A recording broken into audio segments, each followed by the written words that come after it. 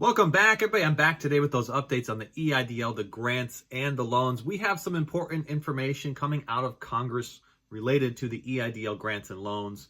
What the heck is actually going on with the infrastructure bill, and did it finally pass through the Senate?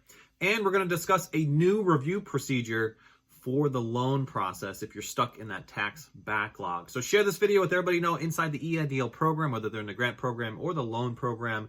We got a lot of great things to cover here today. So let's get you guys all caught up.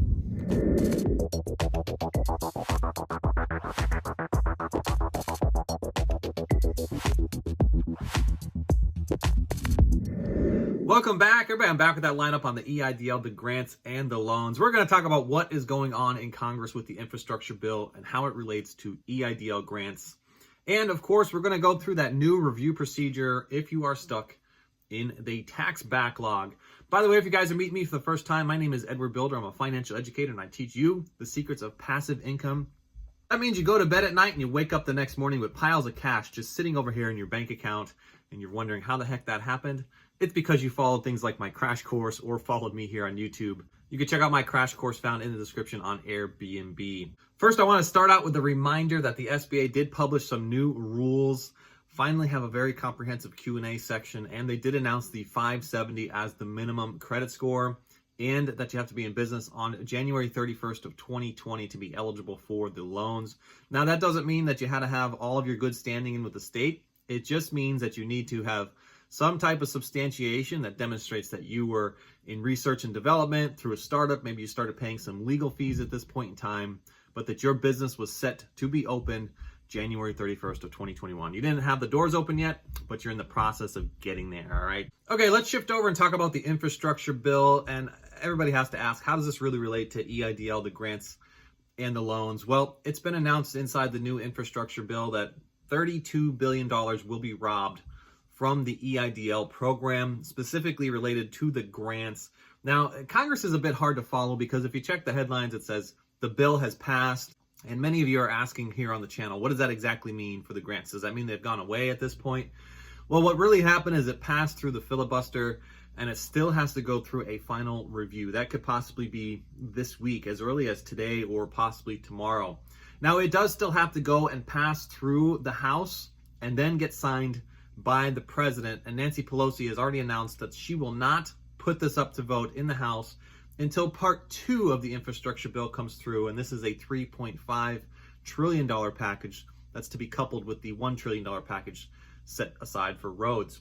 Now, Chuck Schumer announced that the Senate will not leave for their 30-day vacation. Pretty nice 30-day vacation.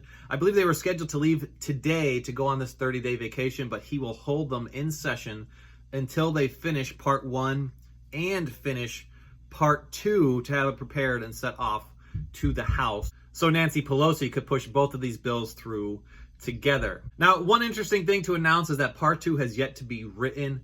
However, it must be in draft somewhere. It is just not being released or leaked out to the public because they do estimate it as $3.5 trillion that they want to set aside for part 2 of this bill. And they typically just piece it together from other drafts that are already out there in existence. They basically bring this collection together and form this big giant bill. Now, Chuck plans to have all of this done this week, so then they could take their 30-day vacation. It will be a wild week this week for what is going on if you're following Congress, all right? So subscribe to the channel and turn on the notification bells. I will keep you updated on everything and how it relates to EIDL as well. But the main point here is that the grants are still available until this passes. It isn't over until it's over. Last week, 14,000 approvals were sent through the SBA, and it is speeding up here a bit. I'm getting some good viewer feedback that this is averaging about 2 weeks now.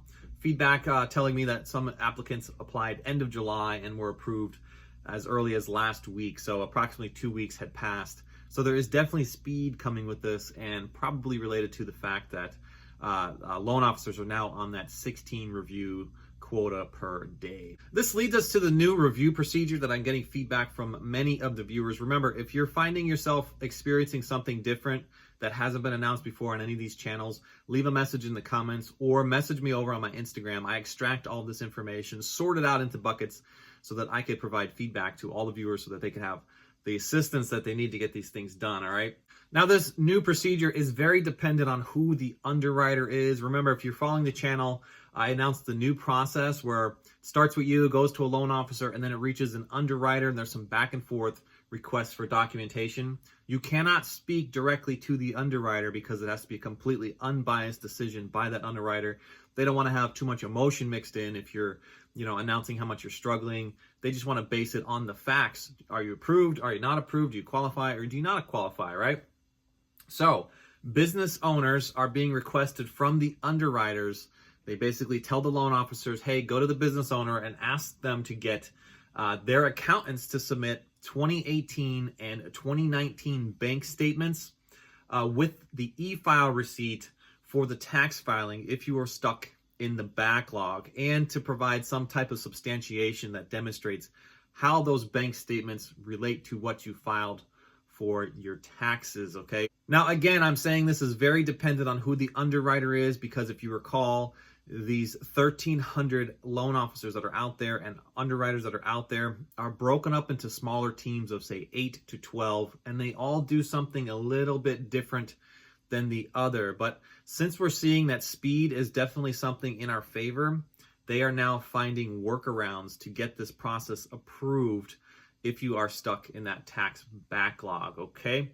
Now, I announced here yesterday that if you were stuck in reconsideration and you needed support in getting through the reconsideration process, that you could go and schedule an appointment with an SBA center, and they will help you get through this process. Now, much viewer feedback is coming in to the channel and my Instagram right now that we are finding that the majority of SBA centers are still closed due to the pandemic and have been closed for quite some time, okay? I find this interesting. We're finding that there are so many government buildings that are still closed today related to pandemic, yet the government is saying that the pandemic is over. They want to end unemployment. They want to end all the assistance programs, PPP, EIDL, and of course, kick you out of your homes. Yet the government buildings are yet to be open. I find that amusing. Leave me some viewer feedback. Let me know what your thoughts are on this as well. And before you guys leave today, if you want to continue to support the channel and support me, check out my crash course found in the description on Airbnb, where you can get into the real estate game with a $50 bill in your hand, cash flow in 3 business days through Airbnb. You don't have to own this real estate, and you can earn an extra $5,000 to $10,000 each and every month. Check out my crash course found right now in the description.